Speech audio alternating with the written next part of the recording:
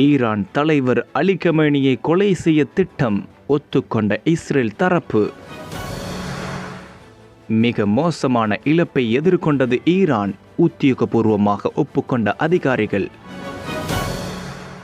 RAF Norden விமானம் சேதம், பயங்கரவாத சந்தேகத்தில் 4 பேர் கைது.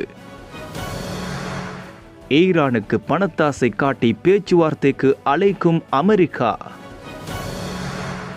அண்டை நாட்டின் மீது போர் தொடுக்கும் சீனா கூறிய பதில். பாகிஸ்தான் மீது உக்கிர தாக்குதலுக்கு தயார் நிலையில் இருந்த இந்திய கடற்படை. ஈரான் அதிஉச்ச தலைவர் அயத்துல்லா அலி கமானியை கொலை செய்ய திட்டமிட்டதாக இஸ்ரேலிய பாதுகாப்பு அமைச்சர் காட்ஸ் தெரிவித்துள்ளார். இஸ்ரேலின் சேனல் 13 என்ற தொலைக்காட்சிக்கு வழங்கிய நேர்காணலிலேயே காட்ஸ் இவ்வாறு குறிப்பிட்டுள்ளார். இது தொடர்பில் மேலும் கருத்து தெரிவித்த அவர், நாங்கள் கமேனியை ஒழிக்க விரும்பினோம், ஆனால் எங்களுக்கு சரியான வாய்ப்பு கிடைக்கவில்லை. தனது உயிருக்கு அச்சுறுத்தல் இருப்பதை உணர்ந்த கமேனி மிகவும் ஆழமான நிலத்தடிக்கு சென்றார். ஆரம்பகட்ட இஸ்ரேலிய தாக்குதல்களில் கொல்லப்பட்ட இஸ்லாமிய புரட்சிகர காவல் படையின் தளபதிகளுக்கு பதில் புதிதாக வந்தவர்களுடன் தொடர்புகளை அவர் துண்டித்து விட்டார். மேலும் கமேனியை கொல்வதற்கு அமெரிக்காவின் அனுமதி தேவையில்லை. கூடுதலாக அமெரிக்க ஜனாதிபதி டொனால்ட் ட்ரம்ப், ஈரான் தனது அணுசக்தி திட்டத்தை மீண்டும் புதுப்பிக்க முயன்றால் மீண்டும் தாக்குவோம். தாக்குதலுக்கு பிறகு ஈரான் அதன் அணுசக்தி நிலையங்களை மீண்டும் புதுப்பிக்கும் நிலையில் இருக்கும் என்று நான் நினைக்கவில்லை என்று தெரிவித்துள்ளார்.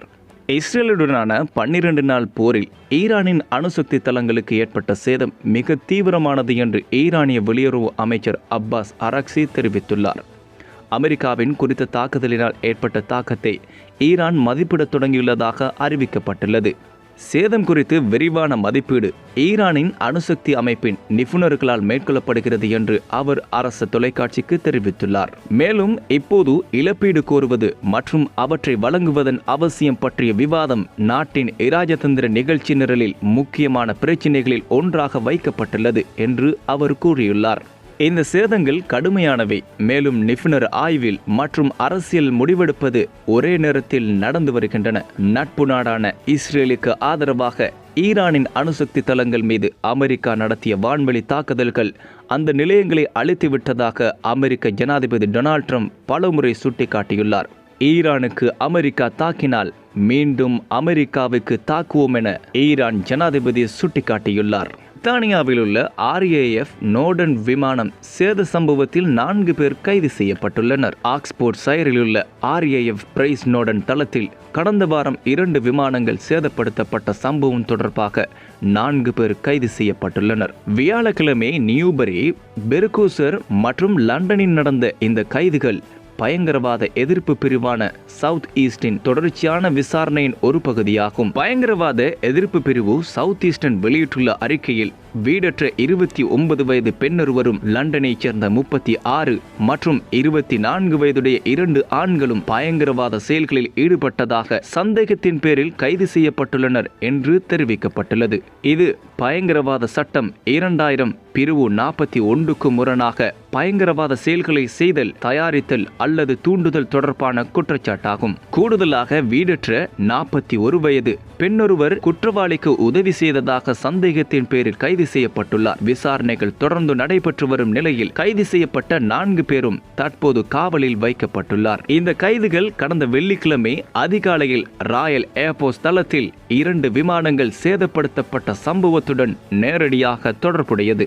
இந்த சம்பவத்தை தொடர்ந்து பாலஸ்தீன செயல்பாடு என்ற அமைப்பு ஒரு வீடியோவை வெளியிட்டு, இந்த நாசவேலைக்கு தாங்களே பொறுப்பு என்றும் தங்கள் ஆர்வலர்கள் ஆக்ஸ்போர்ட் ஷைர் விமான தளத்தில் உள்ள 2 இராணுவ விமானங்களை சேதப்படுத்தியதாகவும் கூறியுள்ளது. ஈரானுடன் மீண்டும் பேச்சுவார்த்தைக்கு விரும்பும் அமெரிக்கா முதலீடு, முடக்கப்பட்ட நிதிகளை விடுவித்தல் உள்ளிட்ட ஆசையை தூண்டும் விடயங்களை முன்வைத்துள்ளது. அத்துடன் பொதுநலனுக்கான அணுசக்தி திட்டத்தில் பல பில்லியன் டாலர் முதலீடு உள்ளிட்டவையும் வாக்குறுதி அளித்துள்ளது.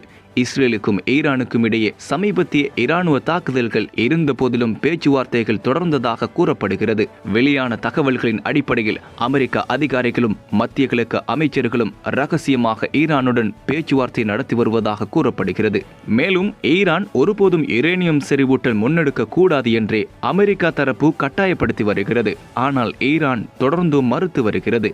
இந்த நிலையிலேயே 20 முதல் 30 பில்லியன் டாலர் வரையில் பொது நலனுக்கான அணுசக்தி திட்டத்தில் முதலீடு தடைகளை நீக்குதல் மற்றும் வெளிநாடுகளில் முடக்கப்பட்டுள்ள நிதியிலிருந்து 6 பில்லியன் டாலர் வரையில் பயன்படுத்தும் அனுமதி உள்ளிட்டவையும் அமெரிக்கா முன்வைத்துள்ளது. அது மட்டுமின்றி அமெரிக்கா சமீபத்தில் குண்டு வீசி சேதப்படுத்தியதாக கூறப்படும் ஃபோர்டோ அணுசக்தி தளத்தை மறுகட்டமைப்புக்கு உதவுவதாகவும் அமெரிக்கா வாக்குறுதி அளித்துள்ளதாக கூறப்படுகிறது. தைவான் மீது சீனா போர் தொடுக்குமா என்ற கேள்வி எழுந்த நிலையில் அந்நாட்டின் சீன செய்தி தொடர்பாளர் பதிலளித்துள்ளார். தனது அண்டை நாடான தைவான் மீது சீனா உரிமை கோரி வருகிறது. ஆனால் தைவான் தன்னை ஒரு சுதந்திர நாடென கூறி வருகிறது. என்றாலும் கடந்த 5 ஆண்டுகளாகவே தைவான் மீது சீனா தொடர்ந்து அழுத்தம் கொடுத்து வருகிறது.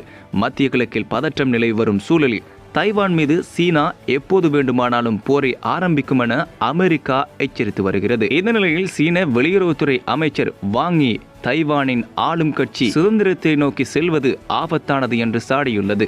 மேலும் அவர் தைவானை திருடியது ஜப்பான் தான் என்றும் 1943ஆம் ஆண்டு கெய்ரோ பிரகடனத்தின்படி தைவானை சீனாவுக்கு திரும்ப அளிக்க ஒப்புக்கொண்டதாகவும் தெரிவித்தார். ஆபரேஷன் சிந்தூர் நடவடிக்கையின் போது பாகிஸ்தானுக்குள் உக்கிர தாக்குதல்களுக்கு ஏவுகணைகளுடன் இந்திய கடற்படை தயார் நிலையில் இருந்ததாக புதிய தகவல் வெளியாகியுள்ளது. 1க்கு மேற்பட்ட முறை இந்திய கடற்படை தாக்குதல்களுக்கு தயாராக இருந்தது என்றே கூறப்படுகிறது. ஆனால் தாக்குதல் நடத்த உத்தரவு மட்டும் இறுதி வரை வெளியாகவில்லை என கூறப்படுகிறது. தாக்குதல் நடத்த வேண்டிய இலக்குகள் துறைமுகம், பாகிஸ்தான் கடற்படை கப்பல்கள் மற்றும் நீர்மூழ்கி கப்பல்கள் உட்பட இந்திய கடற்படையால் குறிவைக்கப்பட்டிருந்தது. ஆனால் ஒரு முழுமையான கடற்படை தாக்குதல் என்பது ஆபரேஷன் சிந்தூர் நடவடிக்கையின் போக்கை மாற்றிவிடக் கூடும் என்றும் அதிகாரிகள் குறிப்பிட்டுள்ளனர். போர்க்கப்பல்கள் மற்றும் நீர்மூழ்கி கப்பல்களும் தாக்குதல்களுக்கு தயார் நிலையில் கொண்டு வரப்பட்டது. இருப்பினும் அதிகாரிகள் தரப்பிலிருந்து தாக்குதல்களுக்கான உத்தரவு அளிக்கப்படவில்லை என்றே தற்போது தகவல் வெளியாகியுள்ளது.